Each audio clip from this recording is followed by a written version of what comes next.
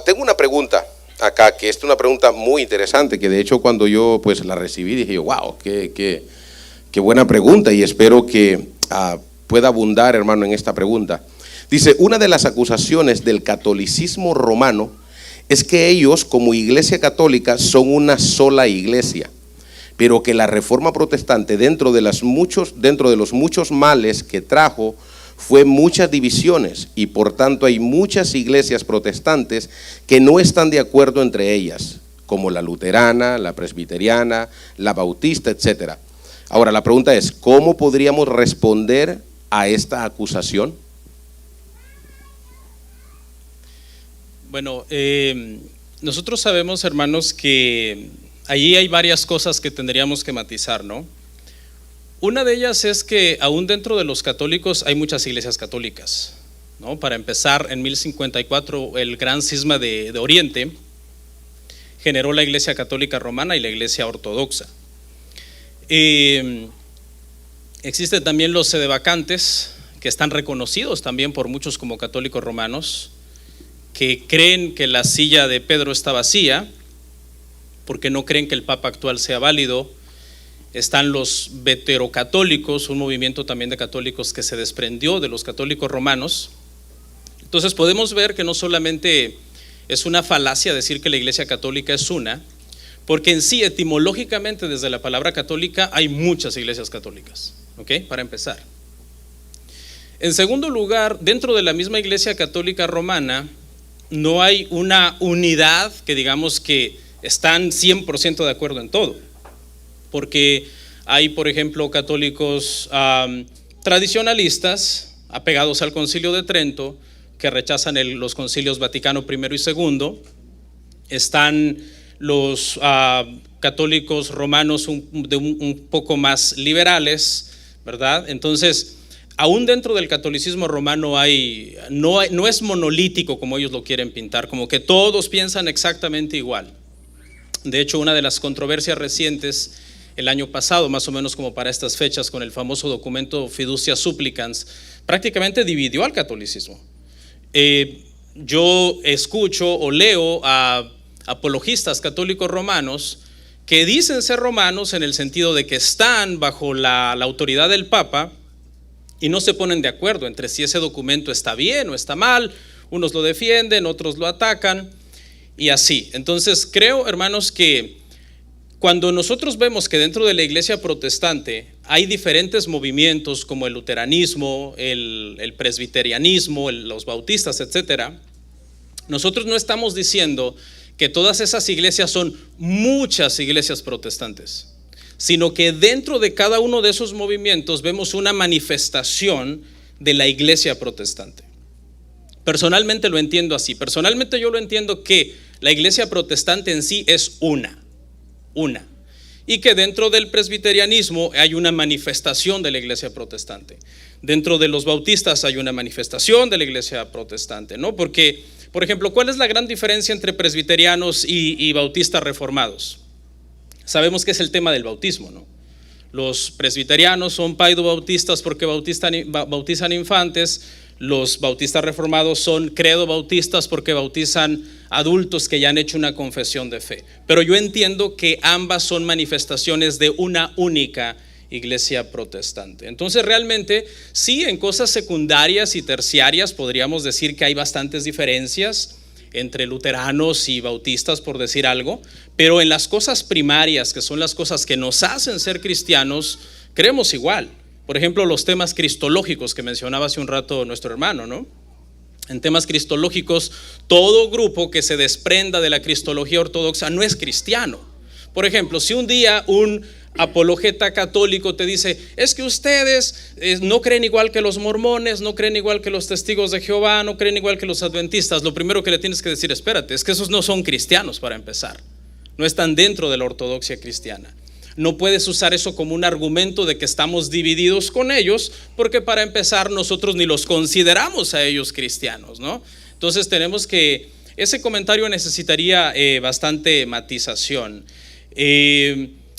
Cuando nosotros vemos personajes por ahí en las redes sociales, por ejemplo, que surgen, un tal padre Adam Cotas, alguien quizás lo ubica por ahí, o un padre tal en México, padre pistolas, que dice un montón de obscenidades y todo en público. Entonces, si nosotros nos podemos atacarlos a ellos y decimos, vean a los católicos romanos lo que hacen, lo que piensan, qué feo lo que creen, ¿qué es lo que nos van a contestar los católicos romanos? No, pues es que esos ni son católicos romanos.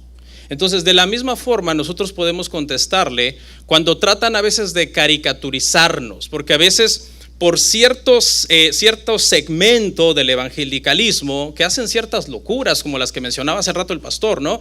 Ponerle las manos hacia una persona y estirarle una para que le crezca, que muchas veces son mentiras, siendo honestos, ¿no? Y que nos digan que nosotros somos igual que todas esas personas que se declaran apóstoles, profetas, o que tienen todas esas falsas doctrinas, el evangelio falso de la prosperidad, etcétera, etcétera. Nosotros tenemos que marcar la línea y decir, para empezar, nosotros no pertenecemos a ese movimiento. Entonces eso es lo que, de alguna manera, por medio de esos argumentos, trataría de matizar ese argumento que lo usan, ¿no?, para atacar el protestantismo, dentro del cual no solamente dicen que trajo mucha división porque formó muchas iglesias diferentes, sino muchos otros males. Ellos están en contra completamente de la sola escritura y de algunos otros principios de fe protestantes. Amén. Hermano, ¿algo que agregar? Agregaría simplemente el hecho de que evidentemente el catolicismo romano, o el romanismo más bien, o el papismo sería tal vez más exacto decirlo, evidentemente está también muy dividido, o está dividido. No todos siquiera obedecen al Papa, como bien lo ha dicho mi hermano, así que sí, evidentemente es una falacia. Mientras tanto, pues nosotros, aunque tenemos diferencias, generalmente nos identificamos como hermanos, y hay grandes esfuerzos de unidad. Acabamos de terminar las conferencias de Lausana que se dieron este año, creo que fue en Corea, estuvieron en Lausana, personas de diferentes denominaciones protestantes. La cuestión aquí es entender qué es iglesia. ¿Qué entendemos por iglesia? Ellos entienden por iglesia algo básicamente administrativo, entienden por iglesia algo muy humano, muy físico. Nosotros entendemos por iglesia el cuerpo de creyentes de todas las épocas, de todos los lugares, que hemos creído en Jesucristo y que hemos aceptado su sacrificio en la cruz del Calvario. En ese sentido, somos una sola iglesia. Por más de que tengamos diferencias secundarias y terciarias, estamos unidos en lo fundamental. Respetamos y amamos a nuestros hermanos de diferentes denominaciones. Los consideramos hermanos y los consideramos parte de la misma iglesia, porque para nosotros la iglesia es algo más grande que un letrero o que una institución determinada en algún lugar o en algún sitio. Para nosotros la iglesia es invisible en primera instancia y católica realmente, porque ellos se asumieron el título de católicos, y cuando hablamos de católicos pensamos en los romanos, pero resulta que nosotros somos la iglesia católica. ¿Cómo así, hermano? No digas. Sí, nosotros somos la iglesia católica. Católico significa universal. Nosotros somos los que hemos querido proseguir con el evangelio que predicó nuestro Señor Jesucristo. Hemos querido volver a ese principio fundamental de las escrituras. Así que nosotros somos los católicos. Los que se separaron fueron ellos. Generalmente los romanistas le dicen a uno: es que su iglesia se la inventó Lutero en 1517, pero la nuestra viene desde Jesucristo. Mentiras. La iglesia en Roma se fundó muchos años después. Hay iglesias más antiguas que la iglesia de Roma. La iglesia en Antioquía es más antigua que la iglesia de Roma y todavía existe.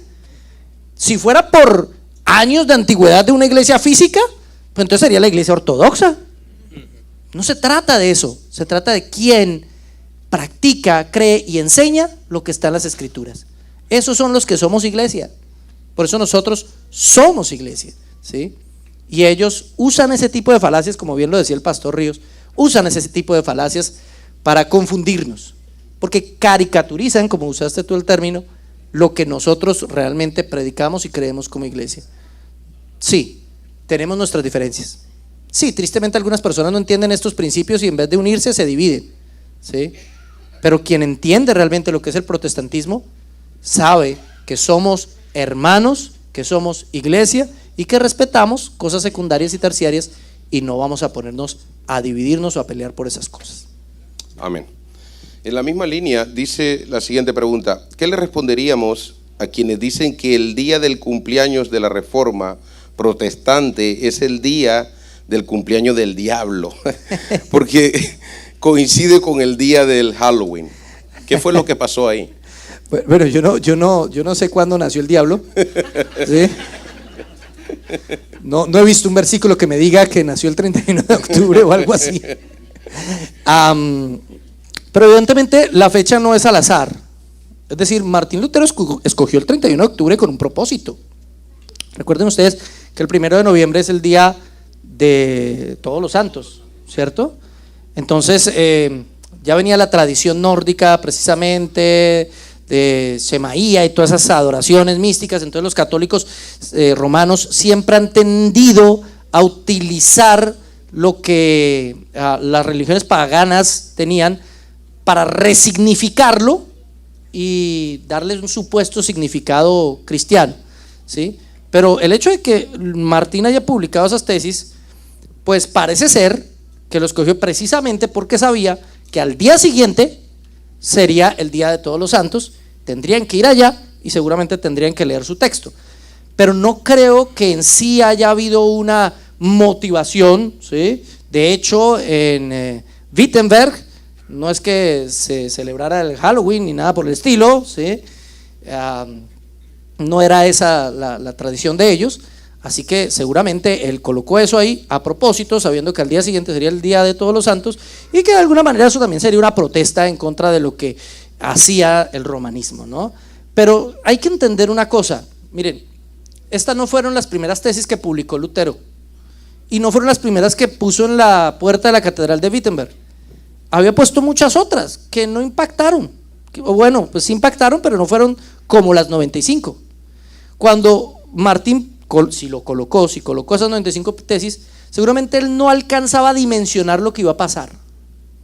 De hecho, lo vamos a ver más adelante en algunos de los textos del mismo, donde él se sorprende de todo lo que pasó después de que él publicó las tesis, como que diciendo, uy, esto se me salió de las manos, ¿qué pasó?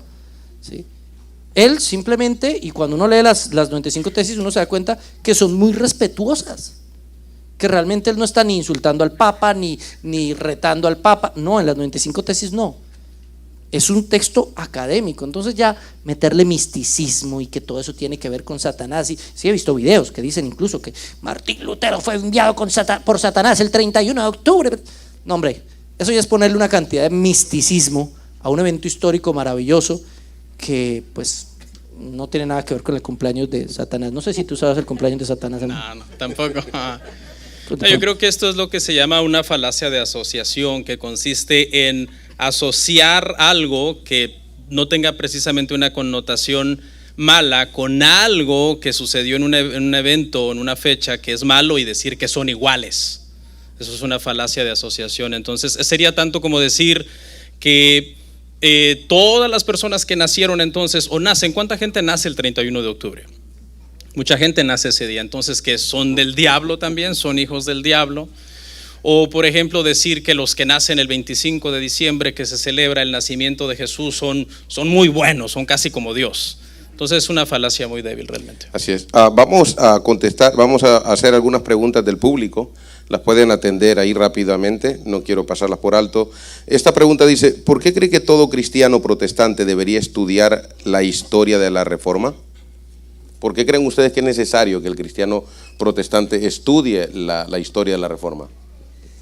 Bueno, mis hermanos, es nuestra historia, ¿sí? Sí, hay un dicho claro que todos conocemos, ¿no? El que no conoce su historia está condenado a repetirla, ¿sí? Nosotros aprendemos de la historia de los reformadores, tanto sus cosas buenas como sus errores, ¿sí? Y Dios en su providencia y soberanía permitió que estos hombres pasaran todo lo que pasaron para también darnos una lección histórica. Número uno, demostrarnos que incluso con personas con grandes errores Dios puede hacer muchas cosas, ¿sí? Conforme a su soberanía y su voluntad. No depende de nosotros, depende de Él. Número dos, demostrar que definitivamente tenemos que volver a las Escrituras. Número tres, nos comprueba la historia que esto es difícil, hermano. Que seguir a Cristo y llevar la palabra de Dios como Él lo ha querido implica también sacrificio, implica también persecución. Después de la Reforma Protestante llegaron movimientos tremendos de persecución en contra de los cristianos. Usted puede ver un evento como la masacre de San Bartolomé allá en París, cuando llamaron a todos los protestantes, vengan para qué, y todos se fueron allá todos felices pensando que la reina les iba a decir, bueno, ustedes ya pueden practicar su religión. No hay mentira, los mató a todos, hermano. Los mató a todos allá. María la Sangrienta. Podemos ver también a Federico II, que es una de las cosas por las cuales Calvino se va de Francia, ¿sí? Que él básicamente encadenó a los protestantes y los arrastró por la calle. Y para Calvino eso no tenía sentido alguno y tuvo que huir. Después fue perseguido muchísimo por un texto que él redactó.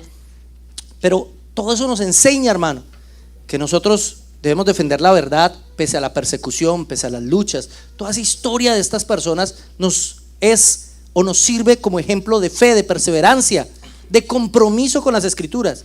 Porque nosotros estamos tan cómodos aquí, ¿cierto? Que es muy chévere. El clima, la gente, todo es muy bonito, ¿sí? Pero a esa gente le tocó muy duro y estamos aquí gracias a lo que ellos vivieron. Entonces, toda esa historia, mi hermano, es una lección de cómo Dios se ha movido a través de la historia. Todo eso hace parte de la providencia de Dios y del plan divino. Aprendemos de sus errores y de sus virtudes. Aprendemos con cada cosa que ellos hicieron y dejaron de hacer. Tocaba un puntico pequeñito que era el desacuerdo entre Zwinglio y Lutero por algo que podían haber subsanado fácilmente. Y así somos nosotros, a veces nos peleamos por cuestiones, ¿sí? Usted celebra la Navidad, pecador, usted no la celebra, más pecador. Nos podemos pelear por eso, hermano. Entonces debiéramos aprender de esas cosas y todo eso a través de la historia de la Reforma. Bueno, solo para añadir, hay un movimiento que se llama el movimiento judaizante o de raíces hebreas. Y uno de los énfasis que ellos hacen a las iglesias cristianas es: vuelvan a sus raíces hebreas, prácticamente como que te hagas judaizante. Creo que la tesis correcta para la iglesia evangélica del día de hoy es: vuelvan a sus raíces protestantes, porque precisamente dentro del neoevangelicalismo, que muchas veces realmente no es protestantismo, una de las cosas que se mueve mucho es la ignorancia de su historia, la ignorancia de toda la rica tradición que tiene la Reforma protestante y toda la historia protestante, la causa de la Reforma, los beneficios de la Reforma. Y eso es lo que hace precisamente que muchas veces la iglesia o muchas iglesias divaguen en un océano de muchas falsas doctrinas que no están de acorde a la palabra, precisamente porque, como decía hace un rato nuestro hermano, están haciendo una interpretación aislada del resto de la iglesia. Entonces es bueno volver a las raíces protestantes y saber que ya ha habido muchos otros detrás de nosotros que han estudiado la Biblia y que realmente no hay algo nuevo que yo pueda enseñar de este libro. Simplemente repasar y repetir las cosas que ya desde antaño grandes maestros y teólogos de la iglesia han enseñado, basados en una sana interpretación de cada versículo. Amén. Se nos ha criticado mucho a la iglesia cristiana cuando empezamos a estudiar la Biblia, que muchos se nos critica de que empezamos a perder el amor con las personas. Entonces, básicamente, para formular un poco la pregunta, es cómo podemos hablarle a alguien de solo escritura, pero sin olvidar el amor por esta persona. ¿Cómo podrían ustedes aconsejar a un hermano que está estudiando la palabra, que está estudiando teología, pero también que tenga en cuenta que debemos de tener amor para con las personas que nos rodean? No llenarnos de mucho intelectualismo, si cabe la palabra, y olvidarnos del amor, del contacto con los demás. Sí, es una acusación recurrente muchas veces, ¿no? En contra, de hecho, de los reformados, que muchas veces dicen: no, es que se han llenado de teología, de filosofía, de historia, de conocimiento, pero al mismo tiempo se han enfriado y no aman a las personas. Yo creo que es también generalizar, ¿no? No todas las personas que son reformados son así. Pero yo creo que pues tenemos que amar, ¿no? Si realmente estamos leyendo la palabra y amamos a Dios y amamos las Escrituras, pues parte de eso es ponerlo en práctica. Y creo que es una acusación que puede ser real en muchos casos, pero no en todos los casos. Creo que hay muchos pastores, predicadores o teólogos que son gente de Dios, que ama la palabra y ama también a la gente. Sería una incongruencia que amemos la palabra si la palabra nos dice: la ley y los profetas se resumen en 2 mandamientos, amar a Dios y amar a tu prójimo. Estaríamos siendo realmente incongruentes con eso. No sé si el hermano quiere decir algo. Bueno, a mí me acusan todo el tiempo de falto de amor, ¿sí? Todas las semanas alguien me escribe: es que le falta amor ¿por qué critica al hermanito fulano, sultano o perencejo? ¿Sí? Y yo siempre les contesto lo mismo, es por amor que lo hago. ¿Qué es amor? ¿Cómo definimos el amor? ¿Es sentir cositas bonitas por alguien? No, eso no es amor. Amor es hacer cosas que favorezcan al otro. Es por amor que le decimos, estás creyendo mal. Si no lo amara no me importaría que crea y predique mal. Ay, haga lo que quiera, condénese si quiere. No, es por amor que le decimos, eso no es correcto, eso no es bíblico, mire los argumentos aquí. ¿Sí? El hecho de, a veces algunas personas nos tildan, como bien decía mi hermano, de intelectualistas y esas cosas. Es porque queremos argumentar lo suficientemente bien para que las personas puedan llegar a las escrituras. Así que cuando en mi caso hago algún video en contra de alguna persona, no es en contra de la persona como tal, sino de sus ideas, y es por amor a aquellos que los siguen, para que se den cuenta que están siguiendo un falso maestro. Si no amáramos a esas personas, pues no nos importaría. El problema es que estamos mal acostumbrados. Hoy en día pensamos que amor es tolerar todo y como que todo sea como romántico. Romantizamos el amor, ¿sí? El ejemplo más grande de amor es Cristo. Se entregó completamente, hizo lo mejor que nosotros pudiéramos haber recibido, que fue su sacrificio en la cruz, por amor a nosotros. Y ese sacrificio no tiene nada de romántico, hermano. Fue bien cruel, ¿sí? Pero fue un acto de amor. Amén. Vamos a ir a otra de las preguntas que tenemos por acá. Dice, ¿cuál es la diferencia entre el protestantismo histórico y el evangelicalismo moderno? ¿Cuál es la diferencia que hay? Bien. Los primeros protestantes les gustaba que les dijeran evangélicos. A los primeros protestantes ellos les gustaba que les dijeran así, ¿sí? De hecho, cuando alguno llamó luteranos a los luteranos, Lutero se enfureció. En una carta de Calvino para, creo que era Luis III, no estoy seguro exactamente, pero le dice, a él lo acusaron de calvinista, y Calvino le escribe al rey, es el peor insulto que te pudieron haber dado, decirte calvinista, ¿sí? Calvino dice eso. Calvino no creía que él era calvinista. Calvino se veía a sí mismo simplemente como alguien que exaltaba el evangelio. Entonces, tristemente, ese título de evangélico hoy en día se ha tergiversado, porque supuestamente el evangélico es el que defiende el evangelio. En ese sentido todos nosotros seríamos evangélicos, pero el evangelicalismo moderno lo ha delimitado para definir a un grupo de personas que se autoproclaman evangélicos y básicamente del movimiento profético apostólico, que comenzó en los años 90 con Peter Wagner, ¿sí? Entonces cuando alguien piensa hoy en día en evangélico, piensas en eso. Pero históricamente deberíamos ir a los padres protestantes, históricamente deberíamos ir a los evangélicos del primer gran despertar, del segundo gran despertar, que también les gustaba que les dijeran evangélicos, ¿sí? Entonces ahora está de moda salir a decir yo no soy evangélico, porque no quieren identificarse con ese tipo de personas. Y es ahí donde aparece nuestro papel, explicar que el evangélico es aquel que se somete al evangelio. Que esos que dicen ser evangélicos no son evangélicos. Esos son otros movimientos, movimiento profético, apostólico y sectas de diferente tipo, ¿sí? Pero el verdadero evangélico es el que se somete al evangelio. Entonces el evangelicalismo moderno no debería llamarse evangelicalismo, ¿sí? Porque no se somete al evangelio, pienso yo. Sí, solo rápido. Sí, yo creo que hay una marcada diferencia entre lo que es ser un protestante de verdad que conoce su historia. Esta pregunta se parece mucho a la anterior. Y un miembro del movimiento del neoevangelicalismo moderno, que consiste muchas veces, como decía yo hace un rato, en muchas doctrinas que realmente no están apegadas a las escrituras. Creo que sí hay una diferencia en eso. Amén. Sabemos de que dentro de la audiencia tenemos algunos pastores y pues tal vez por el internet nos está viendo alguien que está bregando con este problema, que está teniendo este problema. Y la pregunta sería, ¿qué consejo le podemos dar a las iglesias y pastores que quieran tener iglesias más bíblicas? Un consejo práctico.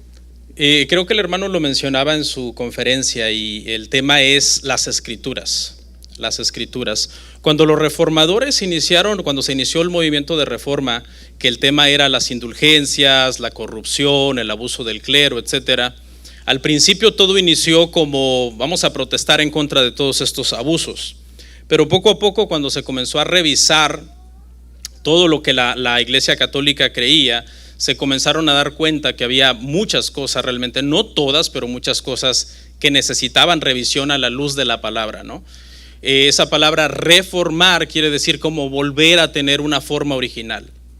Y todo parece indicar que lo que estaba en la mente de Lutero era que la iglesia volviera a las escrituras de la misma manera o en el mismo sentido en que la iglesia primitiva era guiada también por las escrituras, ¿no?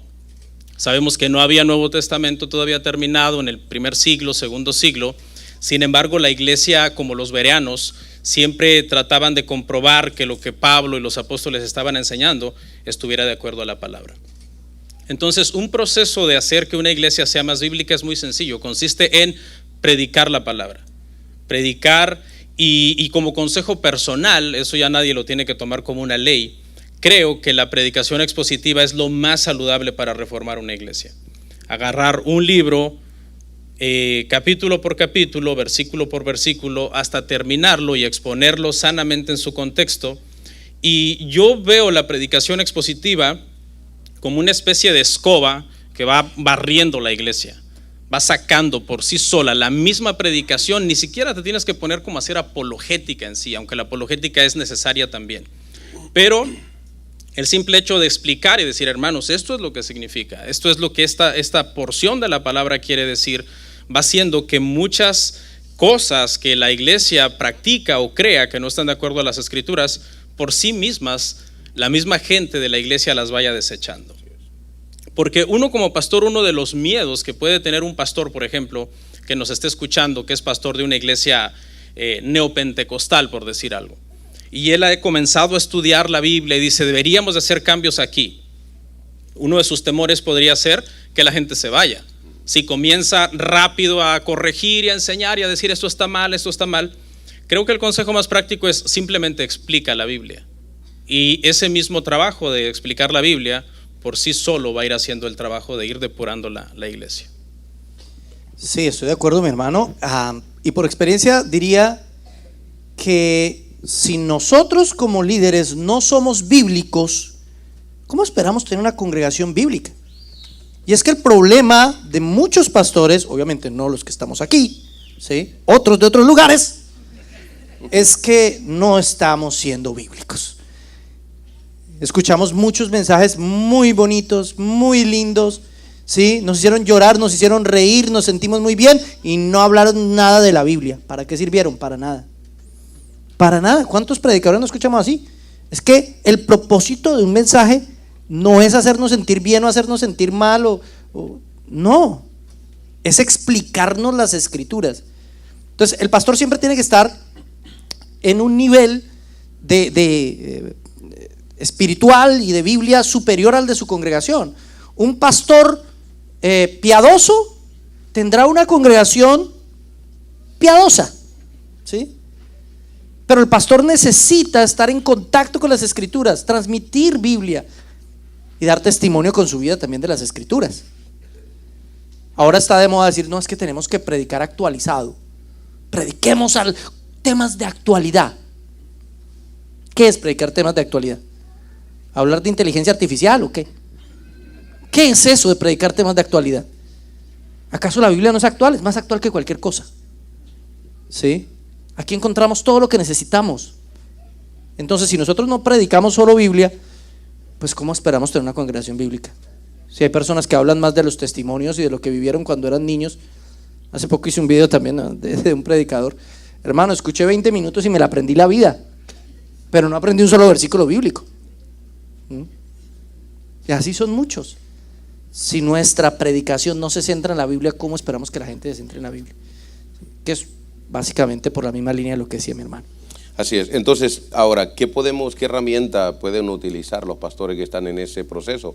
Y aquí una de las preguntas que hacen algunos de los hermanos es, ¿qué tipo de biblios de estudio de la Biblia podrían usar como para ayudarse ellos a aprender de la Reforma y pues seguir en el mismo proceso. ¿Qué libros recomendarían ustedes? Bueno, hay muchísimos libros, ¿no? No es tanto recomendar un libro como tal, sino un plan formativo. Yo como pastor tengo que tener en mente cómo me voy a formar, cómo me voy a capacitar. Lo primero es buscar una capacitación de un alto nivel, un seminario bíblico, un instituto bíblico, algo donde me pueda estar capacitando todo el tiempo y entender que tengo que estarme capacitando siempre. No puede ser que yo hice un seminario bíblico y dije, ya, terminé, ya lo sé todo. No, terminó de comenzar. Ese es apenas el principio. Usted hizo el seminario bíblico, bueno, hay que hacer una especialización, un doctorado, un magíster, etcétera, todo lo que haya, ¿sí? Y si no puedo, y si no tengo dinero, pues le toca capacitarse por usted mismo, ¿sí? Entonces tenemos comentarios bíblicos, ¿sí? Libros de autor, teologías, diccionarios. Estábamos hablando con el pastor ahorita, venía de Logos, también es una muy buena herramienta. Hoy en día, hermano, decir que yo no me capacito porque no tengo con qué es una excusa. Hermano, el conocimiento está ahí. Está ahí. Las redes sociales y la internet y todo eso nos facilitan muchísimo. Hoy puede usted comprar un libro por Kindle, es que se llama eso allá en Amazon, y usted, pues sí, no es igual que tener un libro físico. Nos gusta más tener el libro físico, ¿sí? Pero al menos lo lee. Y entre no leerlo y leerlo, yo prefiero leerlo así sea en una pantalla, ¿sí o no? Es preferible. Entonces, y no sale costoso. No sale costoso. Yo he comprado libros así, virtuales, porque a veces físicos son bien costosos, ¿sí? Y va armando uno su biblioteca. Pero no es solo tener una biblioteca. Yo conozco pastores que tienen bibliotecas hermosas, grandísimas, hermano. No se han leído ni la mitad de los libros.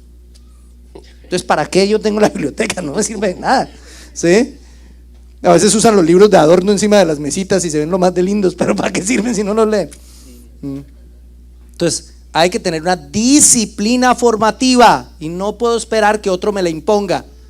Tengo yo mismo que tener mi plan de estudio, de lectura, de capacitación, ¿sí? Yo me impongo ese mismo plan. Yo en este momento tengo mis momentos de estudio, tengo mis horarios de estudio, tengo libros que estoy leyendo y cuando termine esos ya sé cuáles van a seguir.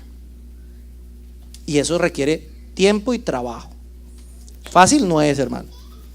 Fácil no es. Pero se puede. Así es. Sí, bueno, quizás para matizar un poco, ¿verdad? Sabemos que no todos los pastores tienen las mismas oportunidades, ¿no? A lo mejor hay pastores por allá en un pueblo lejano que no tienen ni acceso a internet o finanzas, etcétera. Y yo creo que la intención de capacitarnos siempre debe de estar ahí, ¿no? Y tratar por todos los medios, si se puede estudiar en el seminario, ¿por qué no? Creo que descartarlo y decir eso es malo. Hay quienes les llaman cementerios, de hecho. Dicen el cementerio bíblico porque entienden que la gente sale ahí lleno de teología y muerto espiritualmente. Son mitos realmente, ¿no? Pero igual hay pastores quizás que pueden tener acceso a otro pastor que lo asesore. Hay mucho material, como dice nuestro hermano, muy buenos libros, libros de historia de la iglesia, teologías sistemáticas, Biblias de estudio que usted puede comparar una con otra. Hay muchísimo material el día de hoy. Creo que no estudiar el día de hoy, a menos que sea un caso extremo como el que menciono, pastor que vive en una montaña sin internet, sin dinero, creo que sería el único que diríamos o que tiene una excusa. Los demás no tenemos excusa, deberíamos de prepararnos. Así es, el no prepararse en estos tiempos con tanta tecnología, eso es pecado. Es pecado no hacerlo. Ahora vamos a ir avanzando. Aparte de los cambios religiosos que trajo la Reforma Protestante, ¿qué otros cambios trajo al mundo?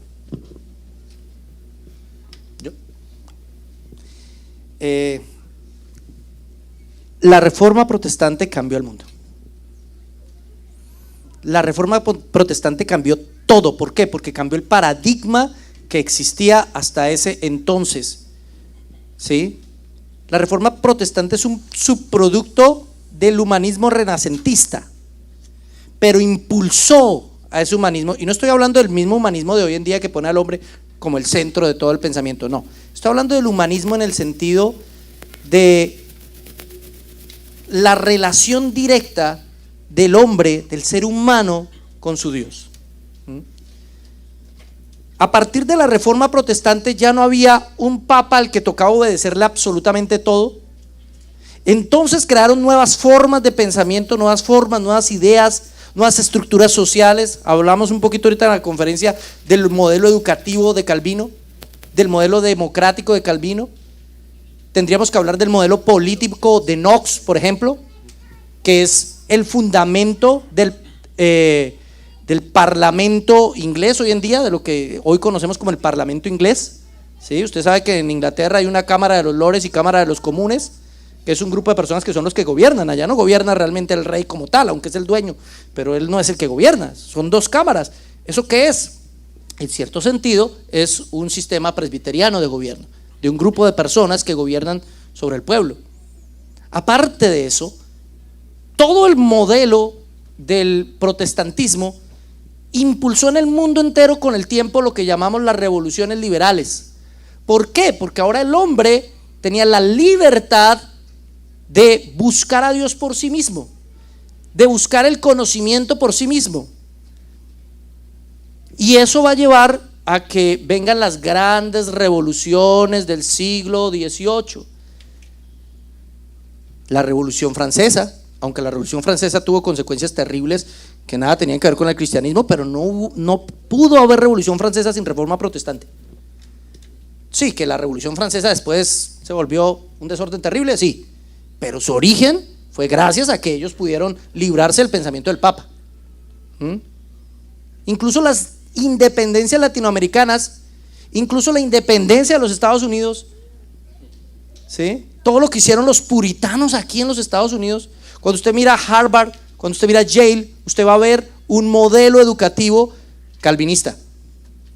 El modelo educativo que trajeron aquí al principio, hoy en día ya no es tan así, pero al principio era un modelo protestante, puritano, era un sistema de vida completo. De hecho, los primeros puritanos veían a los Estados Unidos como la tierra prometida. Llegamos a la tierra prometida. Claro, cometieron muchos errores, pero todo eso es el subproducto precisamente de la reforma. La reforma dio origen a cambios sociales, políticos, económicos, educativos, culturales, de una trascendencia enorme. Por eso, después de la reforma, usted va a ver grandes cambios en la sociedad, que son las revoluciones liberales, la ilustración, la revolución industrial, ¿sí?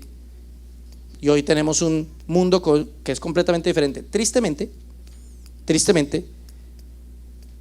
Europa ha olvidado ese origen y se ha alejado del Señor. Y esperamos y oramos para que no pase lo mismo en los Estados Unidos, porque eso nos llevaría a retroceder y a cambiar los grandes logros que se alcanzaron con la reforma en muchos sentidos. Pues ya lo dijo todo, pero solamente para resumir así breve, la reforma protestante no solo trajo cambios religiosos como mucha gente cree. Hay gente que cree, la reforma protestante fue una cuestión de un cambio religioso. No, eso trajo cambios en muchos ámbitos: educación, trabajo, gobierno, leyes, etcétera. Los protestantes vinieron con una teología del trabajo, por ejemplo, muy diferente de lo que entendía Roma.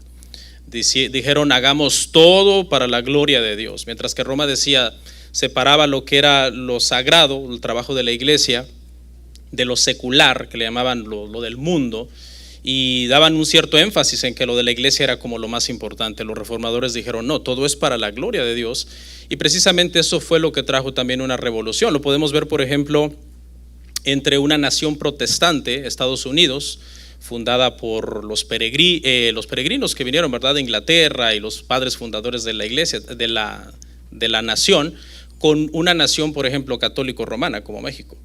Podemos ver la diferencia en cuestión de trabajo abismal, que una diferente teología de trabajo, una diferente perspectiva en cómo hacer las cosas.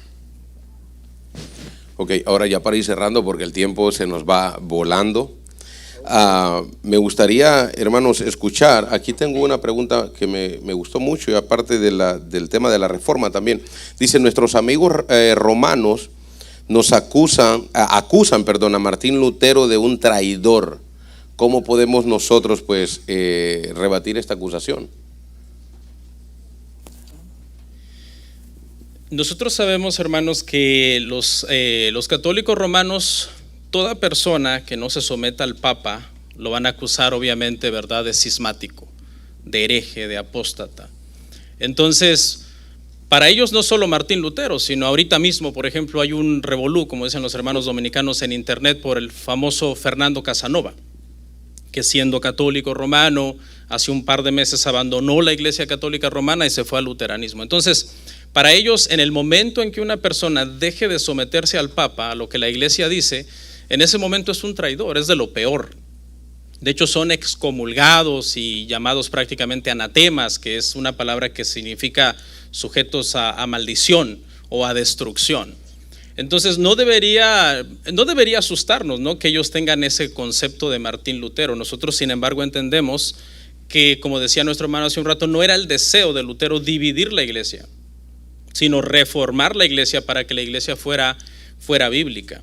Sin embargo, ya desde siglos antes, otros prerreformadores habían dado su vida en ese intento y no lo habían logrado, y bueno, Martín Lutero tampoco logró que esa reforma se diera dentro de la iglesia, sino que acabó siendo entonces una reforma que trajo de alguna manera esta separación. Pero yo creo que la pregunta, o sea, no debería de haber en nosotros una impresión por decir que la Iglesia Católica diga que Lutero traicionó a Roma, ¿no? Era un sacerdote católico, un monje agustino, que obviamente abandona la iglesia, se rebela de alguna manera en contra del Papa, quema la bula que el Papa escribió para excomulgarlo de la iglesia, y es obvio que ellos digan es un traidor, pero eso no significa que sea verdad. Sí. Yo creería que él sí era un traidor, pero él traicionó a la falsa idea de Roma, ¿sí? Él se dio cuenta que eso estaba mal, que no era bíblico. De hecho, a mí me encanta cuando él narra su visita a la ciudad de Roma en 1510. Él iba entusiasmadísimo, voy a conocer la ciudad santa. Eso es espectacular. No, él iba con un entusiasmo, con una alegría. Y cuando ve esa ciudad llena de pecado, corrompida totalmente, habían lugares de lenocinio exclusivos para los sacerdotes. Entonces no se podían casar, pero sí podían ir allá. ¿Sí? Ve cómo la gente pagaba las indulgencias, cómo pagaban una cantidad de dinero para ir a ver unas reliquias por allá y que los dejaban ver los 5 segundos y váyase, ni siquiera los dejaban rezar ahí. Y él se devuelve tan mal, hermano, tan mal que él se enfermó. Él se tuvo que quedar en Italia un tiempo más porque estaba enfermo, ¿sí? Se sintió tan decepcionado, y eso fue lo que él traicionó. Él traicionó el pecado que era Roma. Porque Roma, es decir, la reforma de Lutero no solamente fue una reforma teológica, también fue una reforma moral. La corrupción de la iglesia era enorme, y si algo tenía el que traicionar era esa corrupción y esa mentira en pos de la verdad del evangelio. Él no traicionó al evangelio, él no traicionó a la iglesia, eso no lo traicionó. Él traicionó las mentiras que le había vendido el Papa, porque él realmente creía en eso. Él realmente creía en su iglesia y él creía en esas cosas, pero cuando se da cuenta que todo eso era una mentira y una farsa, su conciencia no le va a ayudar en eso, ¿sí? Entonces, en ese sentido, creo que Lutero traiciona a los que traicionaron el mensaje del evangelio, y él se torna la verdad, ¿no? Entonces, como bien dice mi hermano, verlo o escuchar o que alguien nos diga que Lutero fue un traidor no es algo que debería asustarnos, ¿sí? Al contrario, es algo que debería hacernos reflexionar. Claro, es que al contrario, eso era lo que se tenía que hacer y lo intentó hacer. Amén. Bueno, hermanos, hemos llegado al final con esta última pregunta. Vamos a orar